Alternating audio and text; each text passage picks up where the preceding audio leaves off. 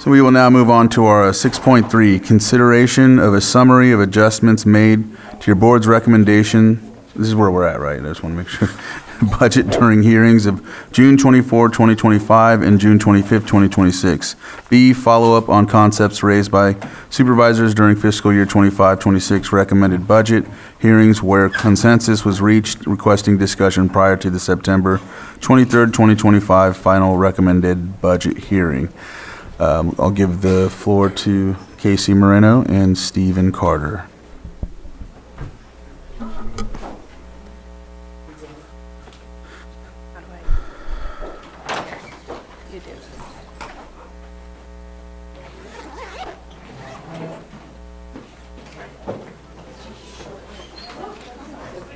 It's right there. It says right there.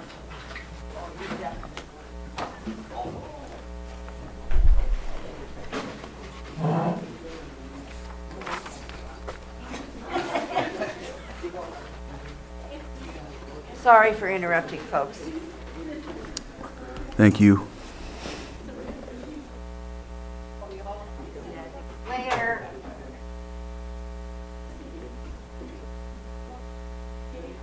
Is it okay if we stay and watch some of this? Oh, yeah. You can stay for the whole thing if you want. Okay, we do this in LCOE, budget and all this.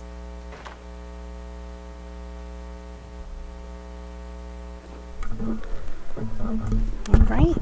Casey Moreno, Deputy County Administrative Officer for Finance and Budget. So today I have a fairly short presentation, but I will pause throughout the slides so you can have discussion since there's a lot of topics we're going to go over. So the recap of changes that were made during the June recommended budget hearings.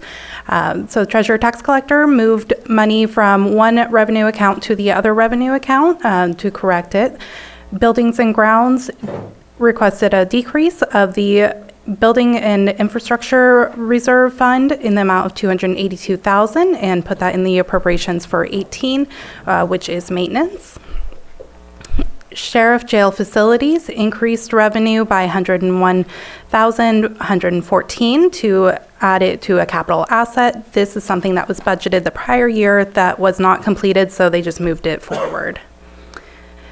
Parks decreased the General Parks Reserve Fund 152 by $400,000 to create a capital asset for the Milltown Pool enclosure and to increase the Hammond Park project.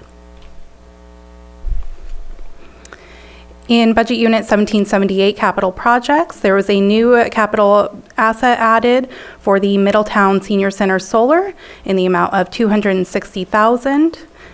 Increased the capital asset for the DA's roof, the Vista Point roof, the Law Library roof, and the Veteran Services roof, and then decreased the water line for South Main Street and Soda Bay Road, the Sheriff Admin roof, the Ag Center roof, and the Sheriff Dispatch roof.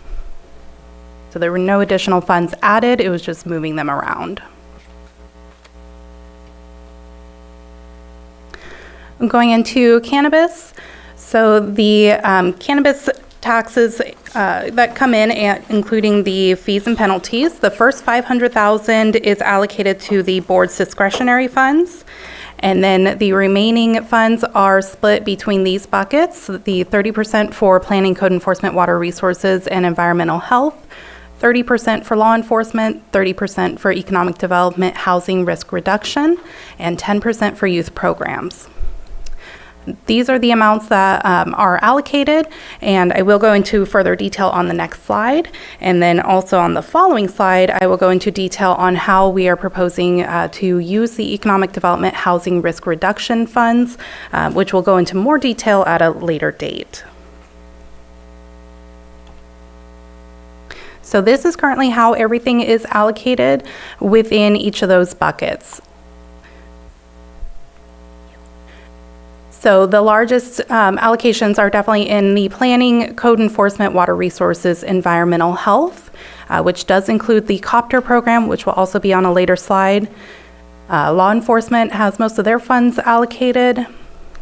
The economic development housing risk reduction has the Quagga Mussels And then the youth program is mostly taken up by, for library staff time. Supervisor Sabatier? Yeah, I just have a question. I'm fine with what this shows. If it's possible in the future to let us know what's a one-time and what's continuous for annual, just so we get a better understanding as the split continues year to year, what we should anticipate to automatically come out of those buckets, because I feel like the flow monitor installation, once that's done, I don't assume we're going to pay $25,000 a year, things like that. So just curious about that. Sure, absolutely. Yeah, that was also my comment. Is the Middle Creek Restoration one, is that one time or ongoing? I believe that is just one time. Yeah. It's just been on for a while. It's for quite a few years. It has decreased. Yeah, it's been spent down. Yeah. Which of these is ongoing? Are ongoing, I guess. Because the copter is one more year? It's 2. 2 more? We're in the second year, Okay. so one more year of that. Okay. Code enforcement officer, that has been ongoing. The hitch is ongoing. I'm sorry, what was that last one? The hitch. The hitch. The hitch, okay. Just so we have an idea today. Yeah. But yeah, I agree. I'd like to understand. And the rest of the water resources projects, those are one time. The positions for law enforcement and the ALPR, the license plate readers, that is ongoing. Library staff time is also ongoing. Other than that, it looks like it's mostly just one time. Okay, thank you. And then, yeah, that's the youth. Right. So for the economic development, housing, and risk reduction, we do have a plan which will be presented at a later date in great detail to allocate most of those funds. And so there's various HAPE-related activities for the housing, as well as economic development projects that are forthcoming.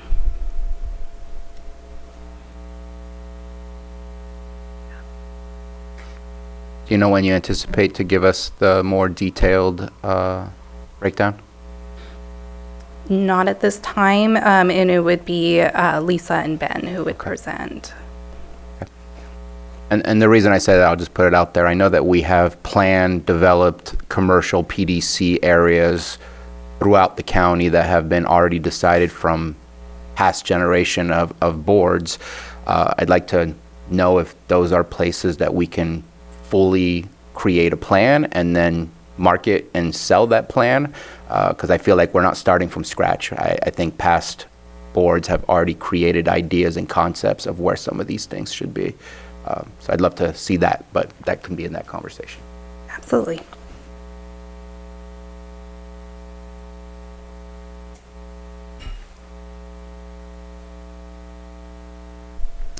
So the COPTER program, community-oriented policing and targeted restoration. So we are in the second year. The first year, most of the funds that were allocated were spent. Second year, we're expecting them to be fully spent. I know there was a discussion about adding an animal control officer to this.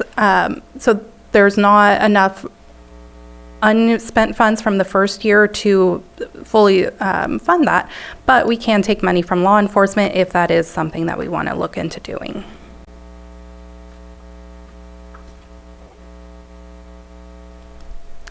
The Pension Stabilization Reserve, Fund 155. So this was established to make up for revenue shortfalls, paying for the county's share of PERS. Since December of 2021, the funds were invested in the market per board direction, and so they are now able to accrue interest. We do recommend leaving the funds in the market until they are needed.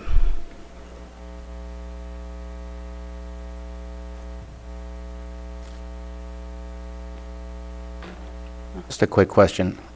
Are all categorized reserves not placed in the market? I just thought automatically if it was in reserves like our 16 or 19 million, whatever that number is for our general reserves, we're holding that in a bank, we're not investing those dollars? Completely different scenario. So all of our other reserves, including our cash on hand, is done through the Treasurer Tax Collector's Office. These funds, are held with a firm called PARS. It is a 115 trust, and it is specific for PERS. It can only be used for PERS expenses later on. They can invest in other markets, if you will, the ones that general fund cannot and the treasurer tax collector cannot. So it generally has a higher return because it can invest in different areas. So it's not dumped in our general investment policy. It's in a different place. It's in a completely different company. Okay. That helps me understand why it's down to 0 rather than continuously saying that we have 3 million in reserves. Thank you.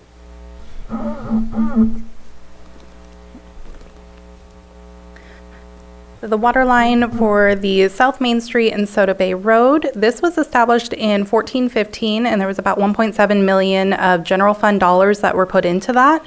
It has fluctuated throughout the years as funding has been needed for other projects that are in process, but don't necessarily have enough funds, so we've removed that a bit. We've also increased it as there's been additional funds available. We do recommend removing these funds from the project and funding other general fund projects.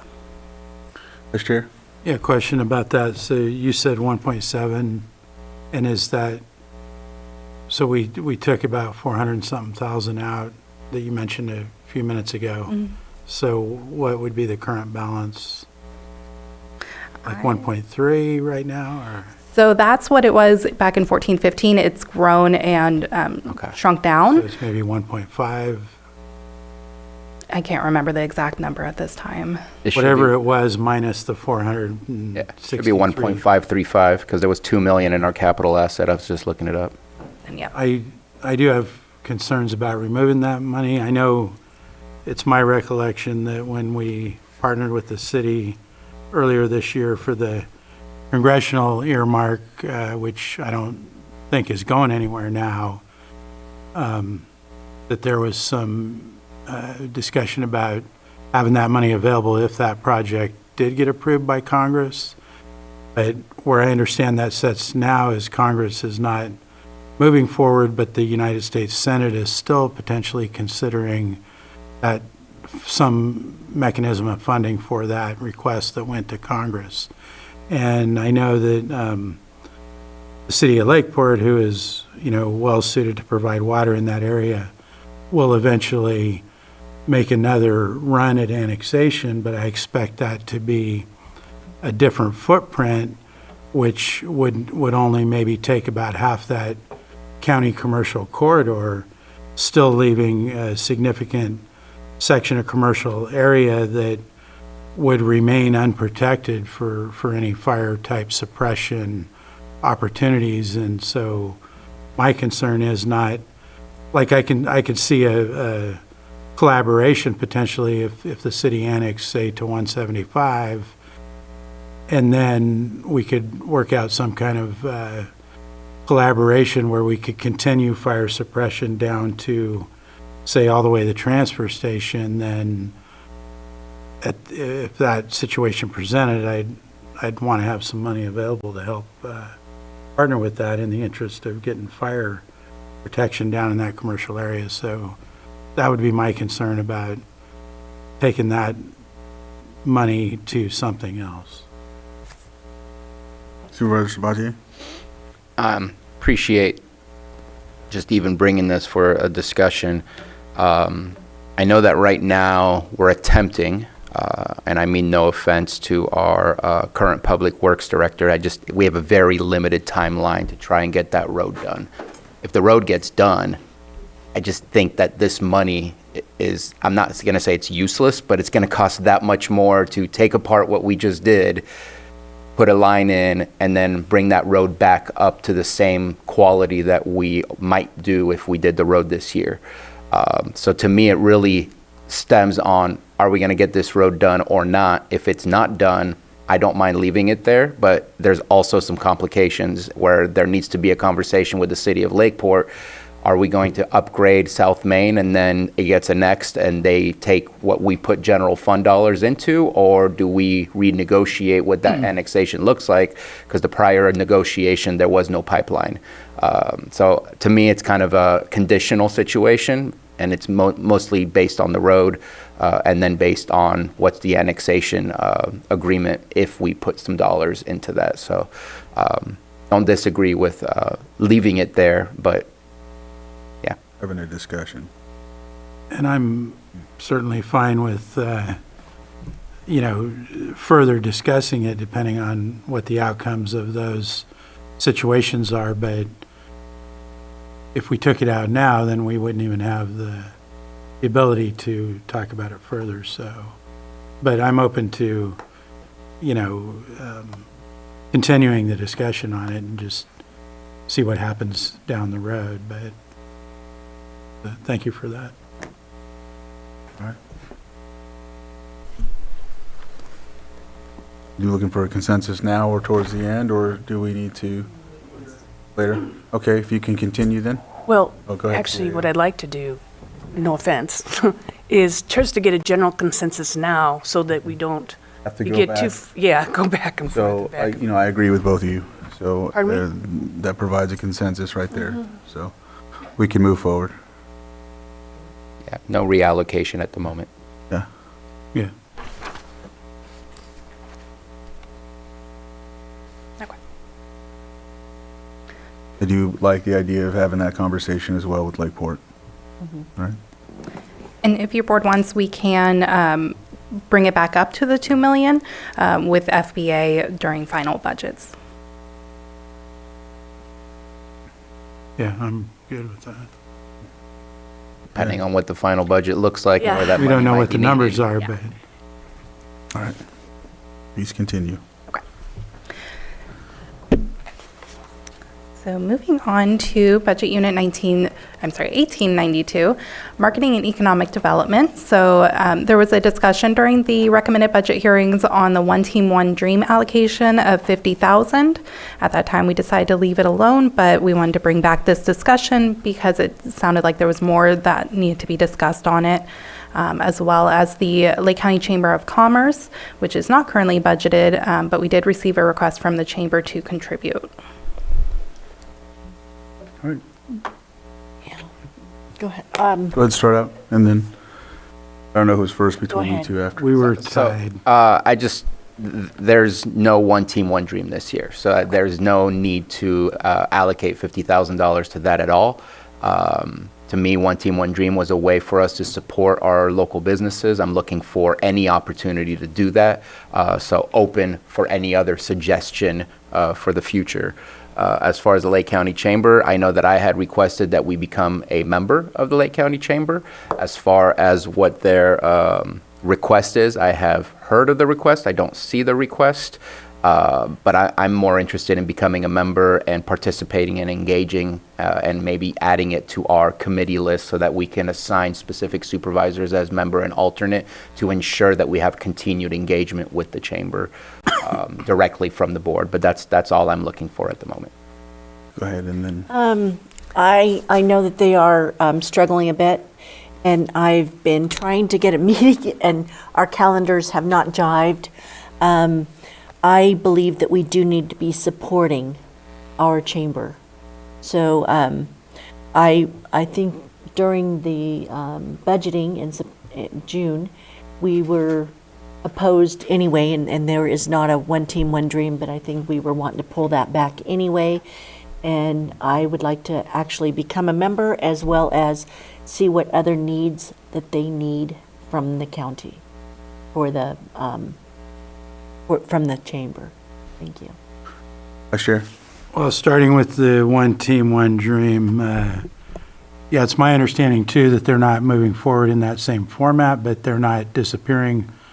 I think they were going to try to transition to another, don't want the right word, but another type of Competition, yeah. job training type thing, which I think is the important part of that. But in the format, so I'm, I don't think that we would be looking at still providing that amount of money. Maybe there's another way we can still engage with them. As far as the chamber, they did send all the supervisors a requested proposal a couple of weeks ago, which was basically asking for $60,000 of county money to help operate the visitor center and keep that open.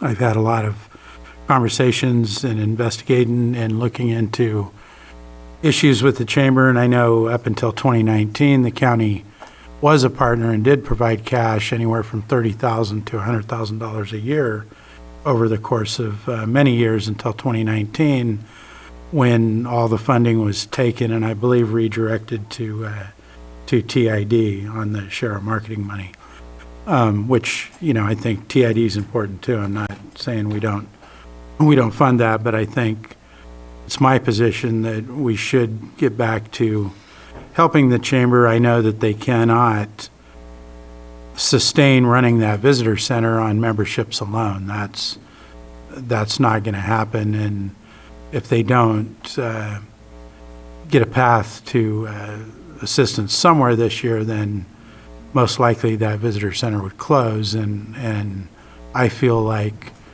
it's serving an important purpose in the county in our marketing program, because it's no one entity, I think, can't take care of the marketing. I think it's a team effort, and I think the chamber plays a significant role in being available and providing information to not only residents that are here, but people that potentially want to visit the county or that are coming into the county and need assistance. So I'm in favor of funding their requests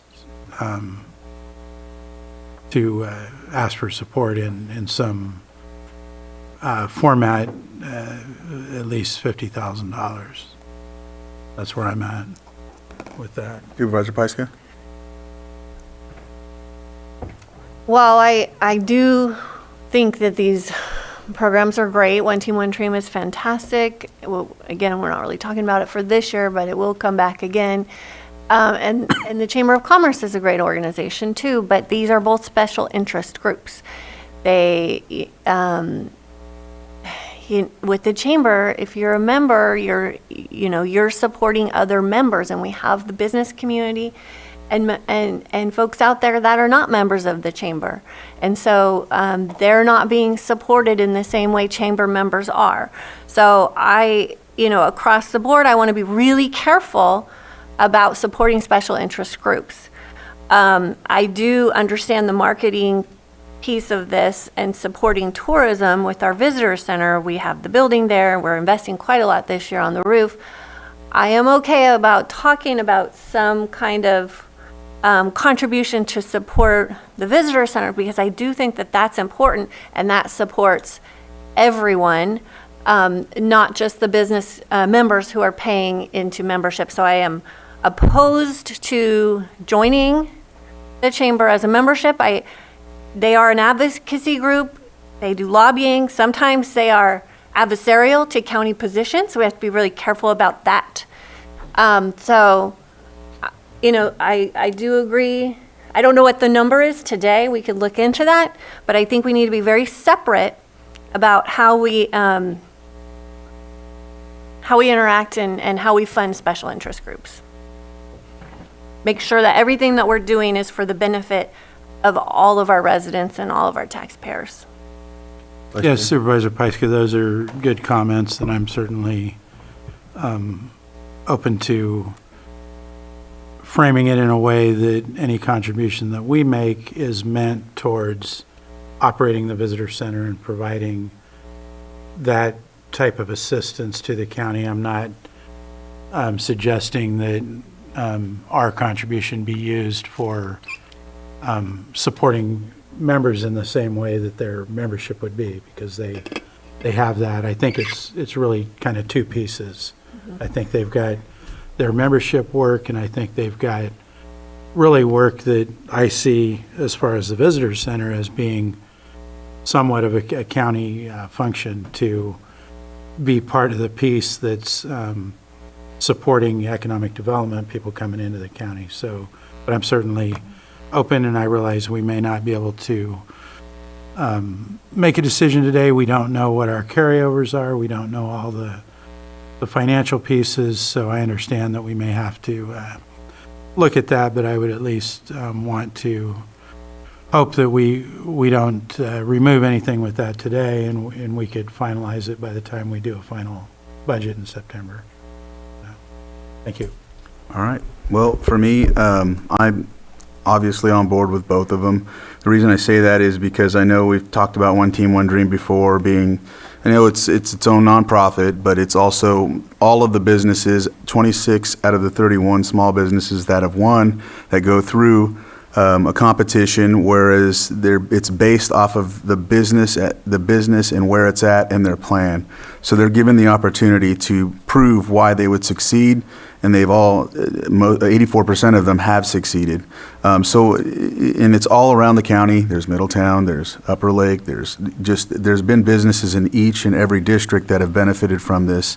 So I still see it as something that does help the county. It's helped the county thrive in the businesses that are at hand. I know one of them is Grilligan's Island, who moved to Lakeport and now is back in Lucerne. So for me, I think it's a program that would help. I also feel the same about the chamber. I know it has its qualms, and I know before there was budgets in place for it to have specific amounts. I do like the idea that you brought forward, Vice Chair. That way, it's like a backfill rather than focusing on their goals and mission and things like that. So, for me, I'm still on board with both of them, but of course, the will of the board, I'm willing to look at other ways if it doesn't go that way, if it makes sense. Supervisor Sabatier. I think one of the unfortunate situations that this county has is there are two chambers of commerce. And so I just want to make sure that we are looking at it from the perspective of how are we choosing? Are we stating one is the chamber and the other one is not? Because one chamber is completely voluntary and running a visitor center as we speak in the city of Clear Lake, and that is the two words Clear Lake Chamber of Commerce. That covers more than just the city itself. It goes outside of that area. And then there's the Lake County Chamber of Commerce, and I just think that we need to, our actions speak loudly, and we'll say one thing to one chamber and another to another. So just wanted to put that out there. All right. CAO? Yes. Chair, with your permission, may Ben Rinkelman come up? We've been discussing and talking about possibilities, and I just want him to briefly share the information that we've received and who we spoke with. Ben, please. Good morning, Board. Ben Rickelman, Deputy County Administrative Officer. As County Administrator Parker mentioned, I've been speaking to a few different organizations throughout the county and seeing what are possible points of collaboration. I think it's a good point that chambers are often independent voices of advocacy, but at the other side, they support, they're an important node of collaboration within the business community. So we kind of talked about the ecosystem of economic development and what the different organizations do. I think there could be a little more refinement on what the county is supporting with the chamber. So I think taking this time before the final budget is a great idea. One idea that was thrown out that got a decent amount of buy-in was a leadership program, which a lot of chambers operate, and that might be something specific the county can support that then keeps that separation. It's a little tall people. So leadership programs, they're for kind of mid-career professionals. It provides an intense networking and kind of training. And I've seen a lot of success with these programs in different size communities. There's a pretty successful one in Napa. It really does depend on who you're working with. So Mendocino ran into some trouble there. So we would have to be careful with that and just really think it through. That's one possibility. So I think it's an ongoing conversation. I got some different directions where they think the chamber could go, and we also face the issue of two chambers for a county of 68,000 people. So I understand there's need, but I think further conversation would be useful. Thanks, Ben. That's all, okay. All right, Supervisor Sabatier? Yeah, I just wanted to mention that there are times where it's not confusing, but we seem to have a lot of different siloed approaches to this. We have Lake EDC, we have the TID, we have the chambers, we have our business associations, and it would be maybe nice to get a roundtable discussion on how best to move forward so that we're not just siloed and working individually on different things and really moving the county forward when it comes to attracting new businesses and ensuring our businesses are sustainable for the future. I don't think it's one, I think it's all, because I feel sometimes there's overlap for a lot of those different things. Because some of the things that we supported, for example, the TID, we used to give those funds over to the chamber, then we moved that over to and started supporting the TID, and I just think it requires a bigger discussion. In other counties, I know that TID usually works collaboratively with the chambers. Supervisor Pyska? Is that what you're talking about, Ben? With the leadership group is looking at all these partners, figuring out how to. Yeah, I mean, there could be a larger ecosystem conversation, Supervisor Sabatier, with, we kind of have 5 different organizations. The EDC does a lot with Staff of 2. They bring in a fair amount of grant money. They have several different programs. So I think they're a great organization. There are some, especially in rural counties, where the TID and the chambers combine. So Del Norte's like that. Siskiyou is too. So I think it's a great conversation to have. Yeah, I think we should look into this a little bit more. That One Team, One Dream utilizes the EDC's programs and programs that we get grants through CDBG. So I think that there's a better way for us to work on this, and maybe this leadership ecosystem, is that what you're calling it? Yeah, I guess those are 2 different thoughts there. So I was just talking about kind of, you have the TID, you have the chamber, you have the EDC, you have the cities doing their thing, we have the county. Are we all rolling together? Are we having synergies there? And then the leadership is just, that could be a particular program that could touch all those organizations and hopefully people throughout the county. Just something else to think of too. Okay. Well, I think that's a great conversation for us to continue to have. All right. Anything else? Anything else? Do we need, are we doing public input completely? Oh, I thought we were, sorry. Oh, we should though, since we're stuck. Are we done with this item? I don't think No. we're done. No? with the All right, item. well, let's continue and then okay. All right. So there were a couple of requests for $50,000 that was made during the recommended budget hearings. The first $50,000 was for victim witness. So it was previously anticipated that the federal funds for VOCA were going to be non-existent, but the state budget did include one-time general fund support. So at this time, I do not believe that is needed. The other $50,000 was for the veterans experiencing homelessness. We do recommend discussing next steps with social services if this is something your board would like us to pursue. Supervisor Sabatier? So the first 50, glad that the state did the one-time, still a one-time. So every year we'll have that discussion on making sure how we can have victim advocates continue to do their job, because that's important. For the 50,000, that was a much larger number than I had anticipated. I don't know if I accidentally said 50,000 at the last one, but in my mind it was always like 20, 25,000 or something along those lines. I do think that it would require a discussion between our veteran services, social services, behavioral health, and continuum of care on where's the gaps. We have 14 veterans that we've identified as being homeless. Where are the gaps in trying to ensure that they're getting access to services? We received a letter of request from, I think it was the VFW, saying that they're running low on funds. If we identify those gaps, those groups can do services at a much lower rate than we could. And how do we first identify those gaps and then give us a proposal on how you can fill in those gaps? That's what I would like to continue those discussions with, rather than a specific amount or anything like that. That's fine. Yeah, I'm in favor of having the discussions, and, hopefully our housing office can also be involved in that, because I know that Ms. Judd has been contacted by some of the veterans groups, at least as I recall, looking for options that they can help to stand up some more homeless veteran housing, and I don't think they have a solid plan in place right now, but I would just like to make sure that Ms. Judd was involved in those conversations as well. Agreed. All right.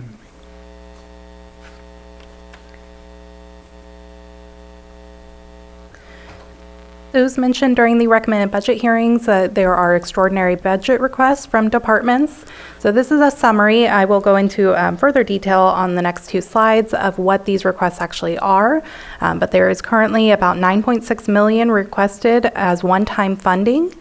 At this point, which it is still too early to know how much FBA we're going to have or carry over, it's looking like we're going to have about $8 million, but also those accruals have not been posted. They were just due to the auditor's office this last Friday, so that number could change drastically. It could be millions of dollars higher or lower. So, but at this point, it does look like we're going to have a fair amount of carryover. So the Registrar of Voters, Budget Unit 1451, has requested salary for a half-time permanent position. So that is not one-time funding, but it would be an extraordinary request. The Probation Department has asked for a solar backup battery. Animal Control has asked for surveillance cameras. Lamson Airfield has requested for matches for various apron designs, as well as the wildfire hazard assessment. Grants are pending on a few of these, but as long as they go through, they would like the funds for the match. The jail has multiple requests, including smoke detector and fire alarm system, HVAC control system, jail phase 1 roof, portable radios, and security camera system. Next is parks. So Budget Unit 7011, the Lucerne Community Garden Park, Nice Clubhouse, Mount Konocti Park, and then museums has the remaining requests with the Lower Lake Schoolhouse Museum, historic restoration and seismic retrofit, Courthouse Museum, historic restoration, inventory as needed for exhibits and museum operations, exhibit preservation and collection, and an extra help office manager.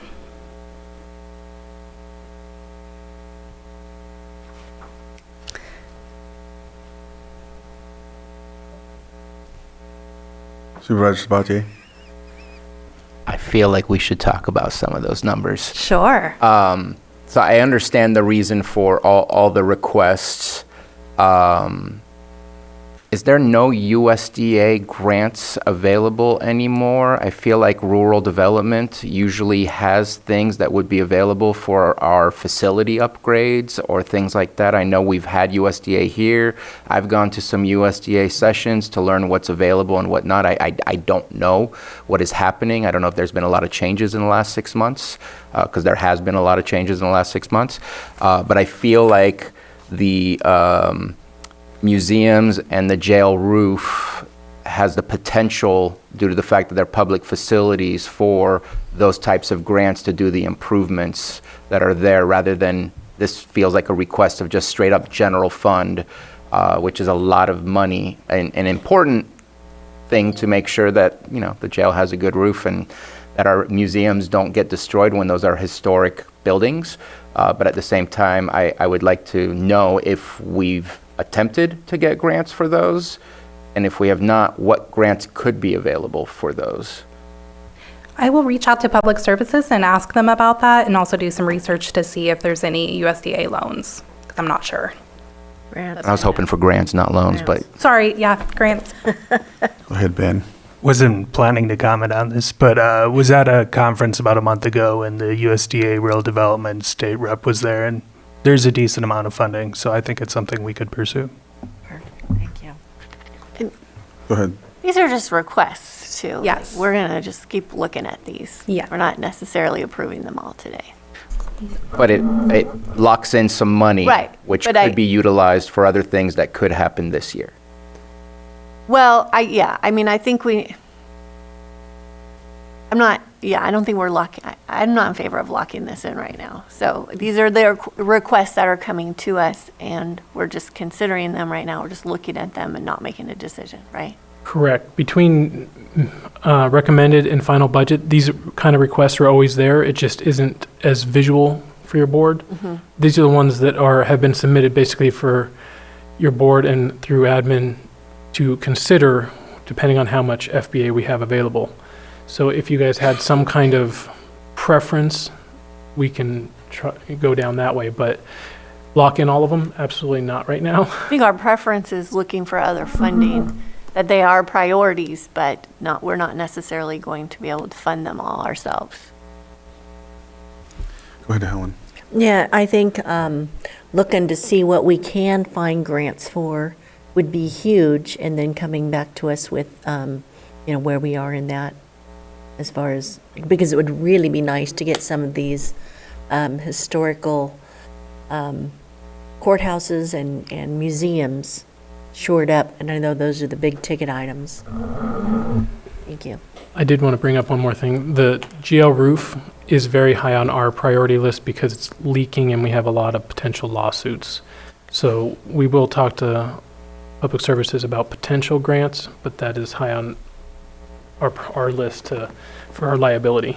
There are no leaks. Okay, good to know, good to know. Also, I was just at RCRC last week, and I was talking with Patrick, the CEO director, and he recommended about the Nice Clubhouse, because I talked to him because he lives in Nice, he has a house in Nice, and I was telling him about the clubhouse, if you ever seen it, and he recommended that I talk with a gentleman in Golden State Finance, so that may be a way in that capacity as well. So I still have to talk to Mr. Burris about that. I just talked to Pat last Thursday, so I still need to follow up with that. But that may be a way to take some of that off. So, but I don't know if there's. Go ahead, Vice Chair. Yeah, I'm in favor of. Obviously, we don't know what our carryover is, so we can't make decisions on this. But happy to continue to look at all of this once we know those numbers. Absolutely. So next is the veterinarian position. So it was mentioned during the recommended budget hearing that we look at what the salary is. So the HR department did do a salary bench, and it was not, they didn't have too many responses on it because a lot of counties are contracting these services out. We have looked at contracts and will continue to look at contracts. Right now, that is probably going to be the best bet, but we would like to recommend waiting until the new director is hired before any salaries are changed.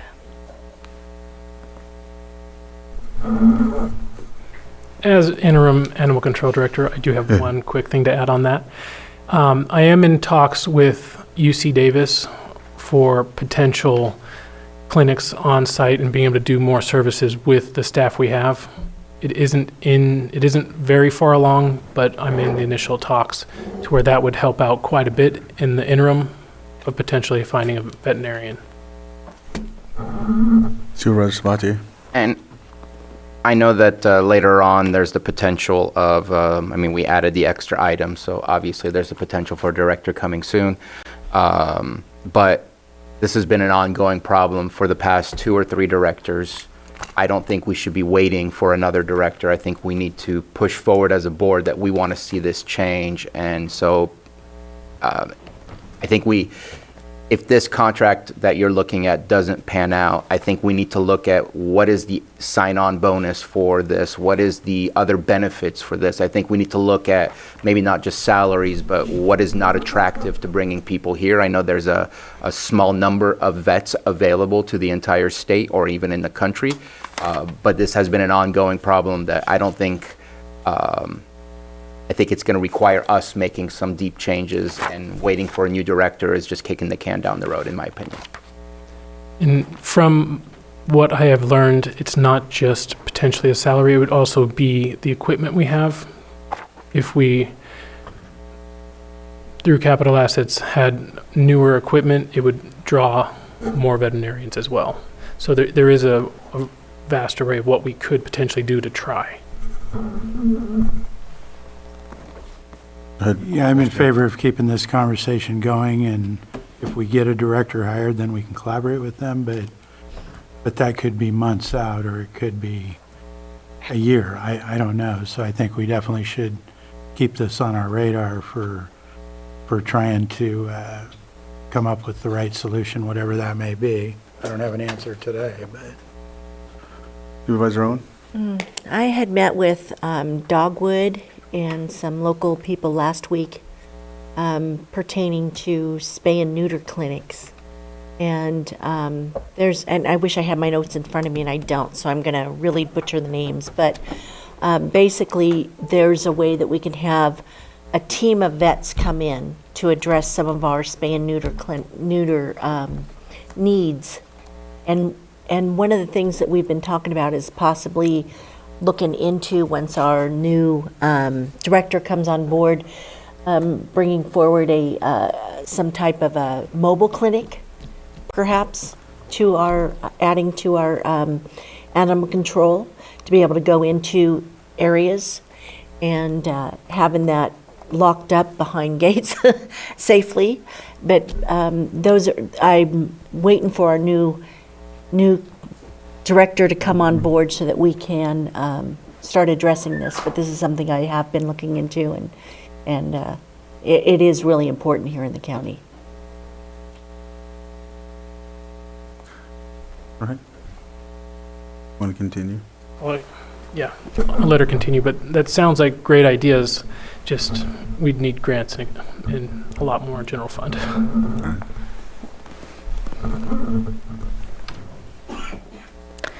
So a few other topics that were mentioned during the budget hearings is the department transfer sheet. We do have an Excel spreadsheet that we do track and ensure that everything is balanced, so that is attached to the board item. Lake Family Resource Center annual report, that will be presented at a future date, and the cooling and warming centers will be discussed also at a future date. And that's it. All right. I'm going to go ahead, and we've been asking questions, so I'm going to open it up to the public for anyone that would like to speak, and we'll bring it back to the board. All right. Good morning, Tom Lasik. Good morning, Chair, Vice Chair. I'd like to cycle back to the Chamber of Commerce conversation. Mm-hmm. I was pleased to see the dialogue that was going back and forth between the supervisors. There's a really critical point that Supervisor Pyska brought up, which is the legal waters of the gift of public funds. There are ways it can be done, but the main thing to be mindful of is that you just can't give them $50,000. It has to be for perhaps like a specific project or set of projects that the county still has control over. So in addition to the optics of, which economic entity does the county like the most, and you do need to be mindful of that. But the main concern is the conflict of interest in violating any look or feel of gift of public funds. There are ways to do it. It sounds like you are navigating those waters, but that's one thing to be mindful of. The other one is the memberships. There are chambers of commerce where supervisors are members that are funded by the county, but you still have to be mindful of conflict of interest. They are an advocacy group, and there are certain rocky waters to be mindful of. And thank you. Thank you.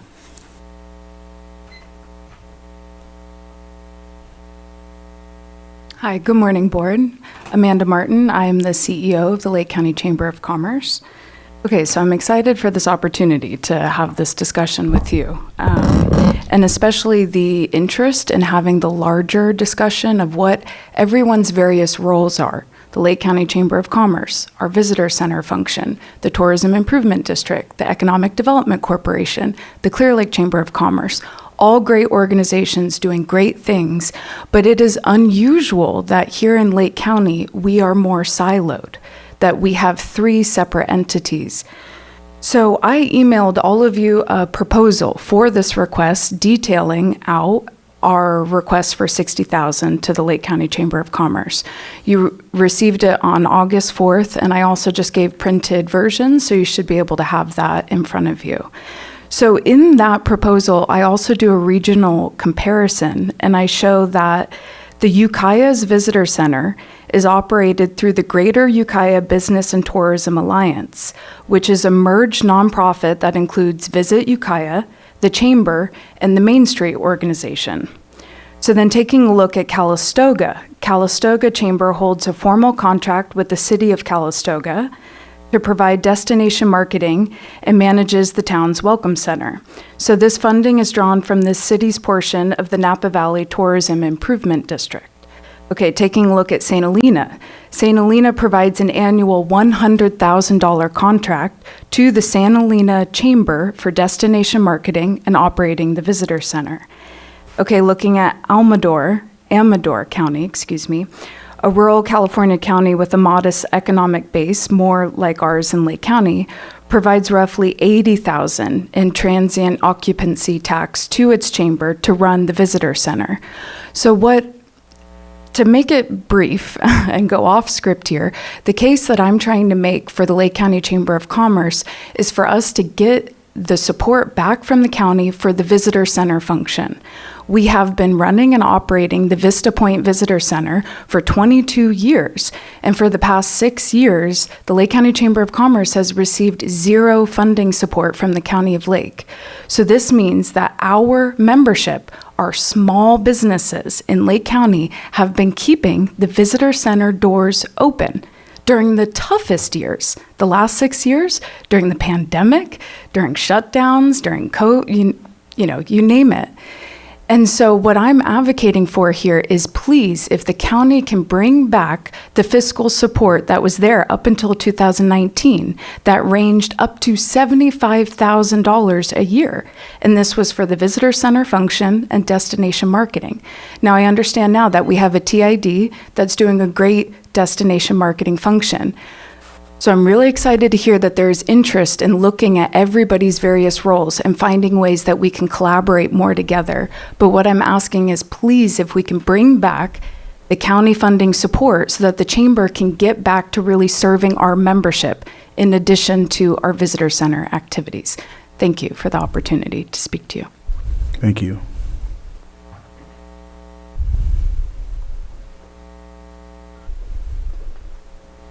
Good morning, Board. Rachel Dillman-Parsons, Social Services Director. Just a brief couple comments for you on the veterans homelessness portion of the presentation.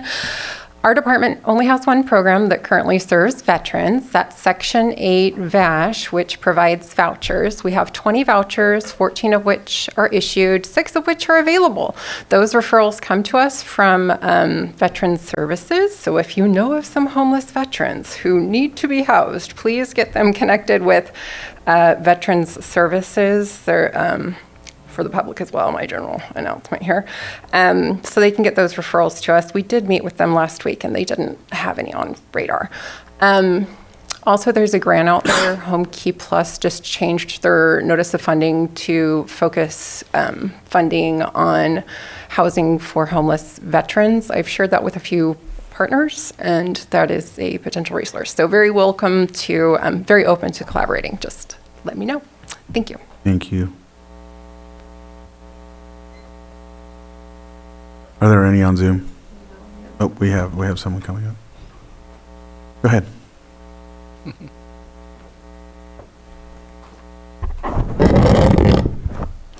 Good morning, Board. Margot Kambara. Thank you for your attention to good governance. Your board is one of the final decision makers in the county. Objectivity of your board is essential, and the appearance of objectivity is important, as Supervisor Pyska has pointed out. And I'm speaking specifically about the Chamber of Commerce proposal.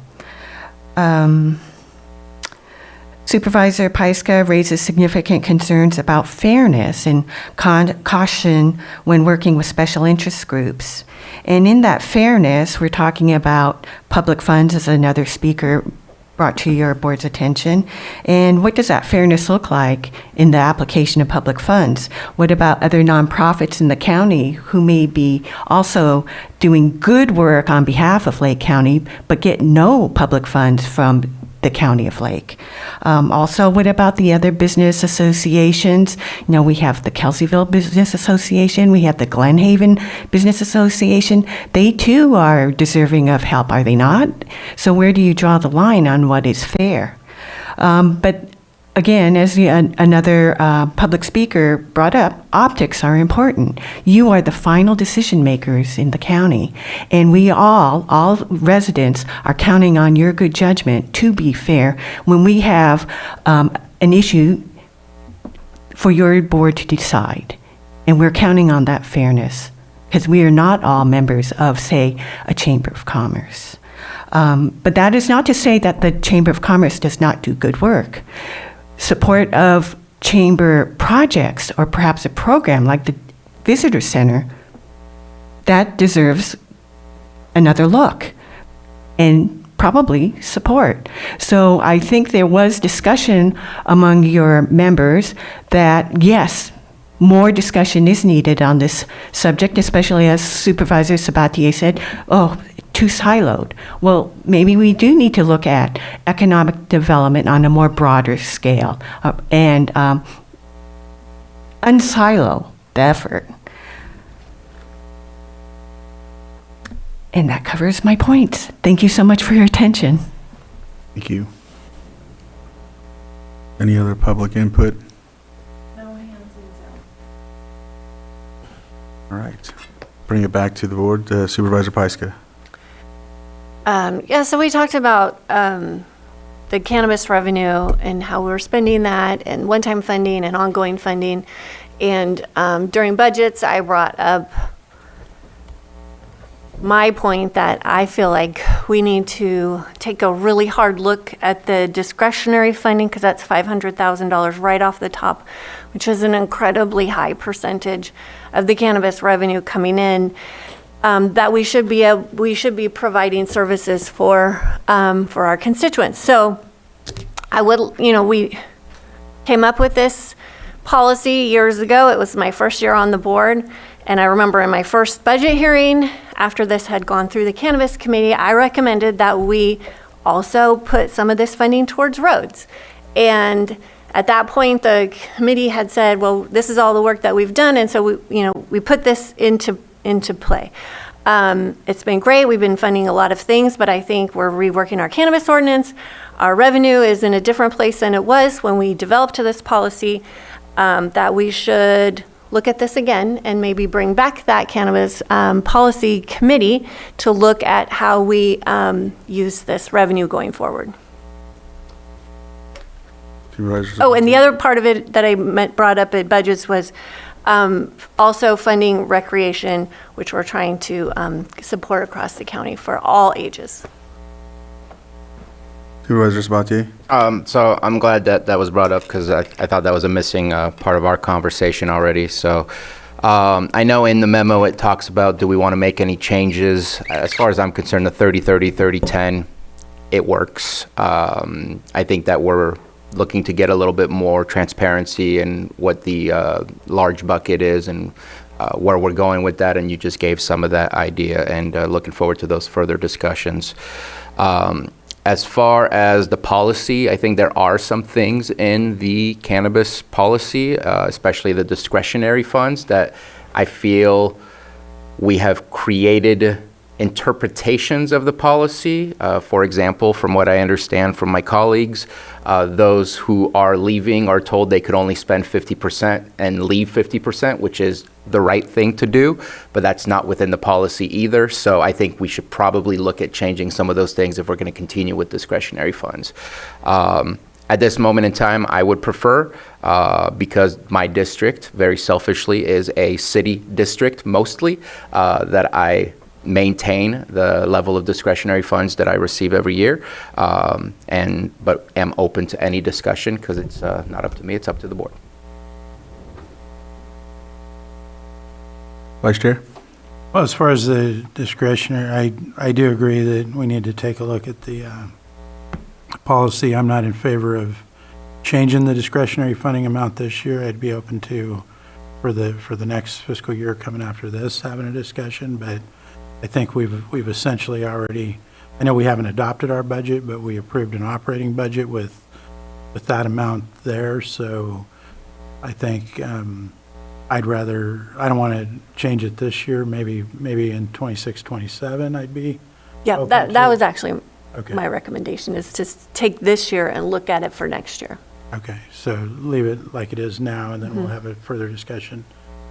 But I do think that was a good point on the,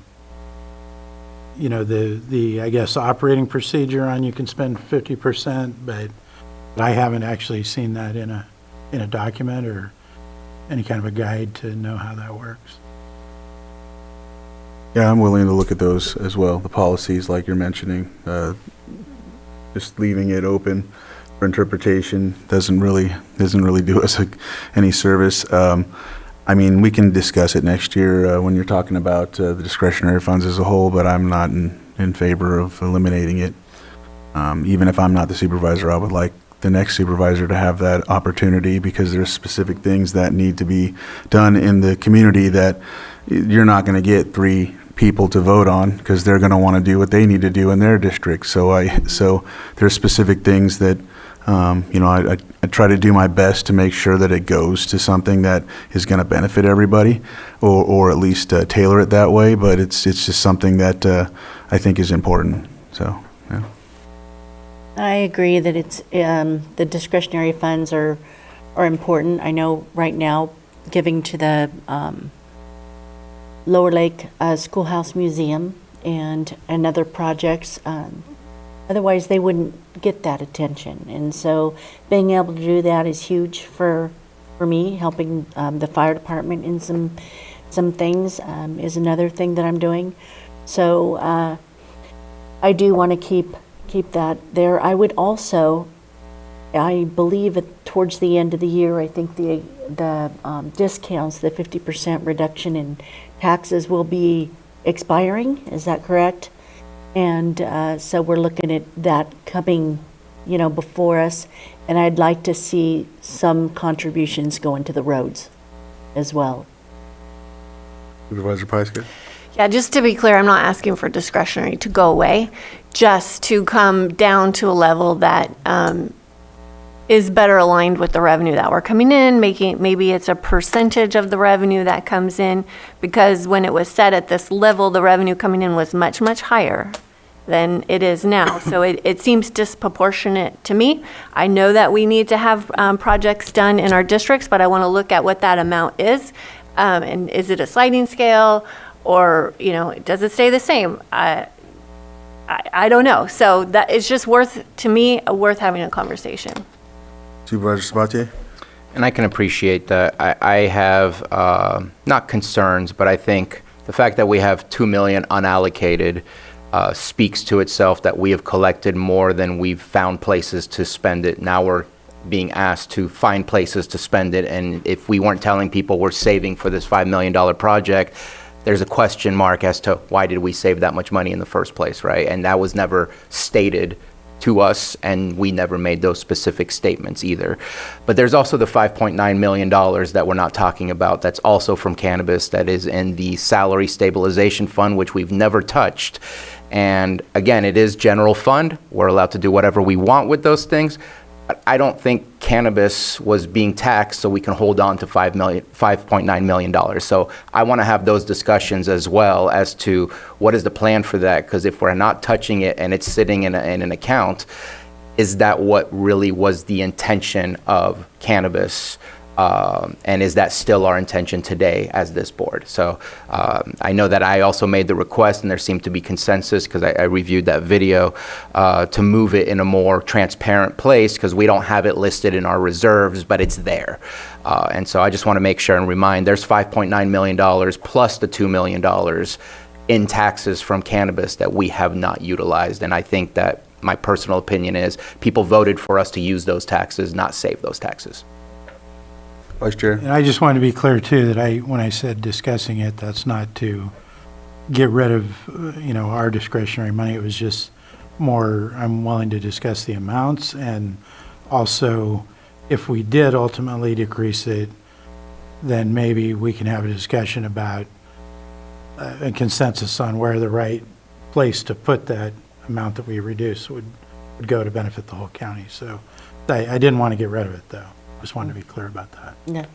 I'm just going to reiterate that I would really like to see some funds going towards our road systems here. That's my biggest complaint throughout the county, is our county roads.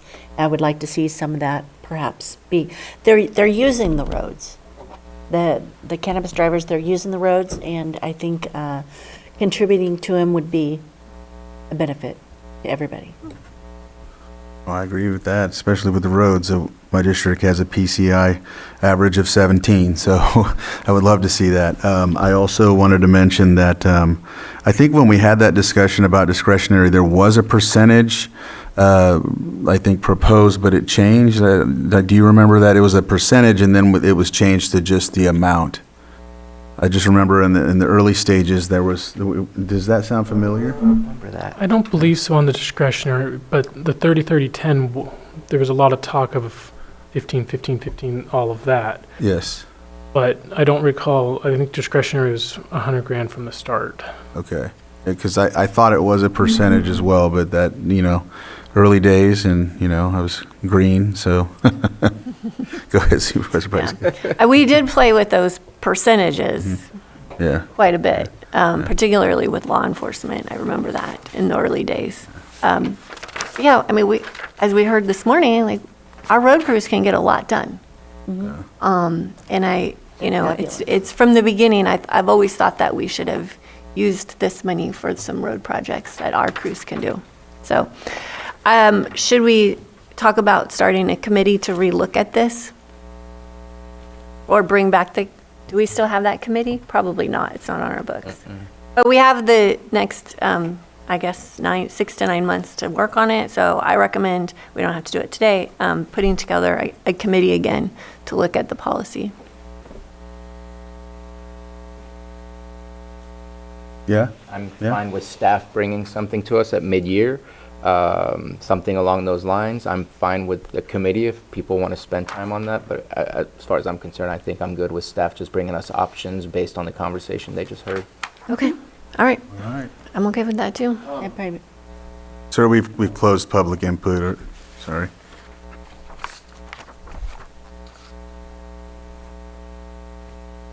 All right. Anything else to add? CAO, it looks like you want to say something.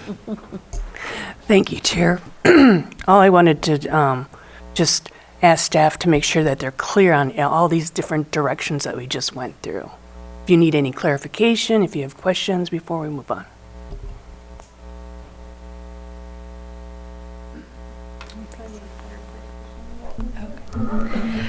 So what I have is that we're going to look at all the buckets and potentially add a bucket for roads, potentially increase the recreation or the youth programs bucket.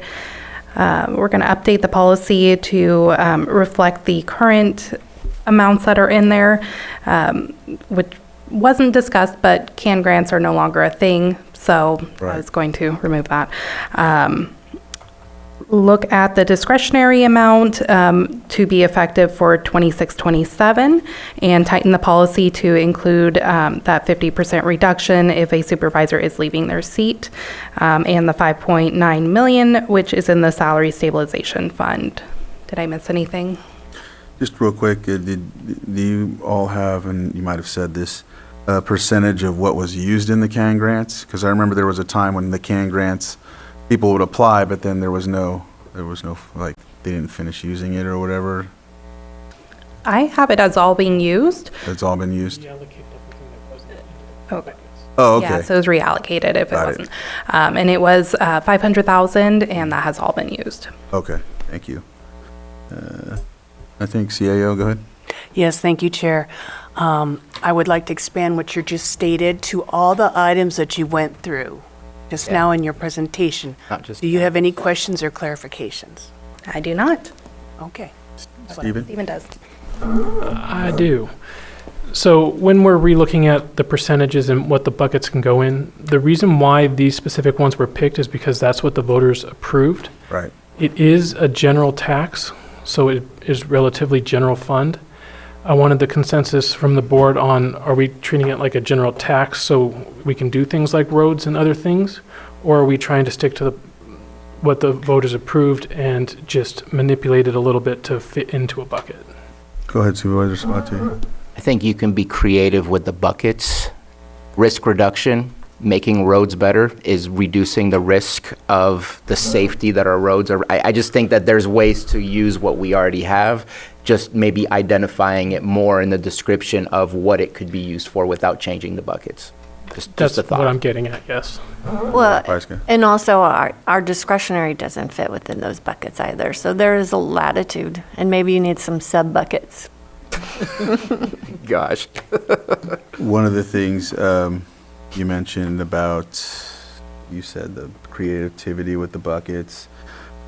You know what, I lost it because you brought something up and I just like, yeah. Can I help you out? Yeah, go ahead. While I'm talking, maybe I'll come back. I just want to, I believe there was consensus. I know that you are working. We're not going to, nobody's stopping you from working with the UC Davis potential, but that whether or not things move forward with a new animal control director sooner than later, that we come back for a larger discussion because we don't want to have to wait till we have something permanent in case that it takes that amount of time, as Vice Chair mentioned, just because there are some issues, and it seemed that there was consensus up here to say, yes, let's keep moving forward and trying to resolve some of the issues that we're seeing out there with animal control, whether that's our vet or our pet population that we have. I thought we had consensus. I just wanted to make sure it was on their list. Yeah. I To did- continue that conversation. I do remember what it was, and it was just to support what was said, and that was, you know, what it was voted on to use this funding. I don't think there will be any complaints from the public that we used it on roads, for sure, 100%. I know it was law enforcement, code enforcement. Those were the main things. Fight, you know, if there's a way to support, you know, resiliency, of course, but roads for sure. I know if it wasn't voted on that way and we used it for that, I don't think they would complain. Correct me if I'm wrong, it was law enforcement, environmental quality, and youth education or something like that? I believe it was those three things. Because of the state level too, as well, yeah. All right, so go ahead, you want something? No, I'm good. You sure? Yeah. All right, making sure. All right, so if you have direction from here, I think we can move on from this item 6.3, and it was a good discussion. Thank you for tuning in on this one, and thank you again for the presentation and discussion on that.